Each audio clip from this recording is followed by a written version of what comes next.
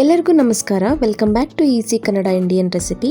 ನಾನಿವತ್ತು ಸಂಕ್ರಾಂತಿ ಸಡಗರದ ಎಳ್ಳು ಬೆಲ್ಲ ರೆಸಿಪಿನ ಶೇರ್ ಮಾಡ್ತೀನಿ. ಅದಕ್ಕೂ ಮೊದಲು ಈ ಒಂದು ಸಂಕ್ರಾಂತಿ ಸುಖ, ಶಾಂತಿ, ನೆಮ್ಮದಿನ ತರಲಿ ಅಂತ ನನ್ನ ಕಡೆಯಿಂದ ನಿಮಗೆಲ್ಲ ಹಾರೈಸ್ತೀನಿ. ಈ ಹಬ್ಬ ನಿಮ್ಮೆಲ್ಲರ ಬಾಳು ಹಸಿರು ಮಾಡಲಿ ಅಂತ ಹಾರೈಸ್ತಾ ಎಳ್ಳು ಬೆಲ್ಲ ಹೇಗೆ ಮಾಡೋದು ಅನ್ನೋದನ್ನು ತೋರಿಸ್ಕೊಡ್ತೀನಿ. ತುಂಬಾ ಸಿಂಪಲ್ಲಾಗಿ ಮನೆಯಲ್ಲೇ ಮಾಡ್ಕೊಳ್ಬೋದಂಥ ಎಳ್ಳು ಬೆಲ್ಲ ರೆಸಿಪಿನ ಮನೆಯಲ್ಲೇ ಮಾಡ್ಕೊಳ್ಳಿ. ಮನೆಯಲ್ಲೇ ಮಾಡೋದ್ರಿಂದ ತುಂಬಾ ಟೇಸ್ಟಿಯಾಗಿರುತ್ತೆ ಆ್ಯಂಡ್ ಎಲ್ಲನೂ ಫ್ರೆಶ್ ಆಗಿ ಕೂಡ ಇರುತ್ತೆ. ಬನ್ನಿ ತುಂಬಾ ಕ್ವಿಕ್ಕಾಗಿ ಹೇಗೆ ಮಾಡೋದು ಅಂತ ತೋರಿಸ್ಕೊಡ್ತೀನಿ. ಮೊದಲಿಗೆ ನಾನು ಒಂದು ಅರ್ಧ ತೆಂಗಿನ ಚಿಪ್ಪಾಗೋಷ್ಟು ಒಣ ಕೊಬ್ಬರಿನ ತೊಗೊಂಡಿದ್ದೀನಿ. ಈಗ ಈ ಸಿಪ್ಪೆನೆಲ್ಲ ನಾವು ರಿಮೂವ್ ಮಾಡ್ಕೋಬೇಕಾಗತ್ತೆ. ಈ ಥರ ತುರ್ಕೊಂಡ್ರೆ ಸ್ಕಿನ್ ಎಲ್ಲ ರಿಮೂವ್ ಆಗಿಬಿಡುತ್ತೆ.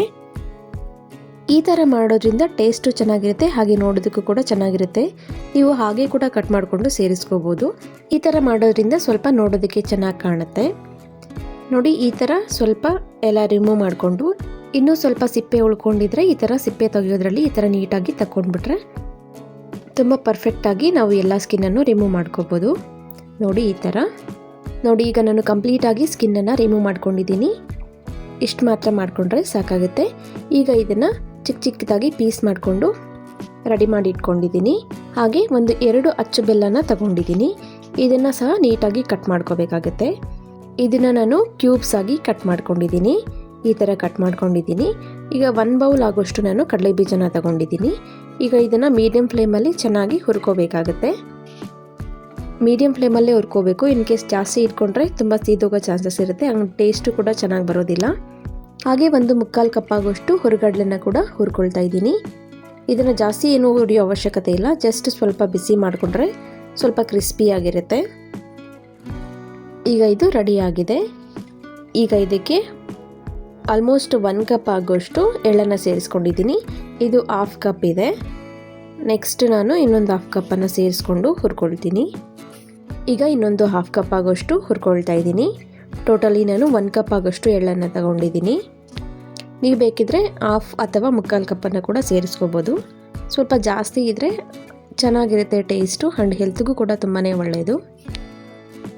ಇದನ್ನು ಸಹ ಮೀಡಿಯಂ ಫ್ಲೇಮಲ್ಲಿ ನಿಧಾನಕ್ಕೆ ಹುರ್ಕೋಬೇಕಾಗುತ್ತೆ. ಈ ಥರ ಕಲರ್ ಚೇಂಜ್ ಆಗೋವರೆಗೂ ಹುರ್ಕೋಬೇಕಾಗುತ್ತೆ. ಈ ಥರ ಮೀಡಿಯಂ ಫ್ಲೇಮಲ್ಲಿ ಈ ಥರ ಮಿಕ್ಸ್ ಮಾಡ್ಕೊಳ್ತಾನೆ ಇರಬೇಕಾಗುತ್ತೆ, ಇಲ್ಲಾಂದರೆ ಸೀದೋಗೋ ಚಾನ್ಸಸ್ ಇರುತ್ತೆ. ಎಳ್ಳೆಲ್ಲ ಹುರ್ಕೊಂಡಿದ್ದಾಯಿತು. ಈಗ ಮಿಕ್ಸಿಂಗ್ ಬೌಲ್ಗೆ 1/4 ಕಪ್ ಆಗೋಷ್ಟು ಹುರಿಗಡಲೆನ ಸೇರಿಸ್ಕೊಂಡಿದ್ದೀನಿ. ಹಾಗೆ 1 ಕಪ್ ಆಗೋಷ್ಟು ಬೆಲ್ಲನ ಸೇರಿಸ್ಕೊಂಡಿದ್ದೀನಿ. ಹಾಗೆ 1/4 ಕಪ್ ಆಗೋಷ್ಟು ಶುಗರ್ ಕೋಟೆಡ್ ಸೀಸಮ್ ಸೀಡ್ಸನ್ನು ಸೇರಿಸ್ಕೊಂಡಿದ್ದೀನಿ.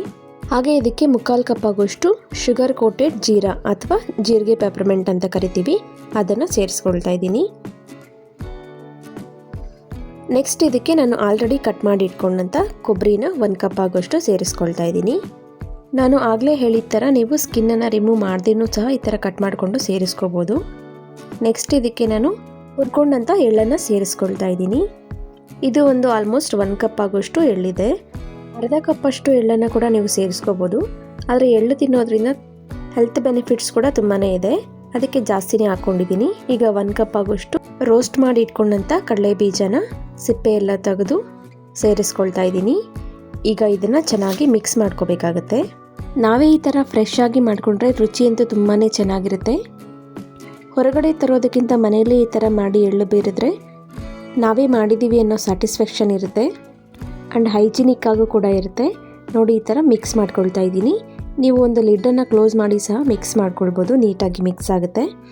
ಈಗ ತುಂಬ ರುಚಿಯಾದಂಥ ಕಲರ್ಫುಲ್ ಆದಂಥ ಎಳ್ಳು ಬೆಲ್ಲ ರೆಸಿಪಿ ರೆಡಿಯಾಗಿದೆ.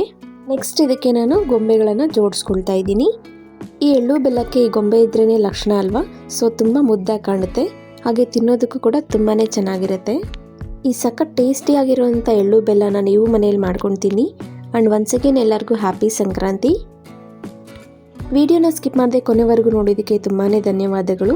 ಹಾಗೆ ಯಾರೆಲ್ಲ ನನ್ನ ಚಾನೆಲ್ನ ಸಬ್ಸ್ಕ್ರೈಬ್ ಮಾಡದೆ ನೋಡ್ತಿದ್ದೀರಾ, ಪ್ಲೀಸ್ ಸಬ್ಸ್ಕ್ರೈಬ್ ಮಾಡ್ಕೊಂಡು ನೋಡಿ.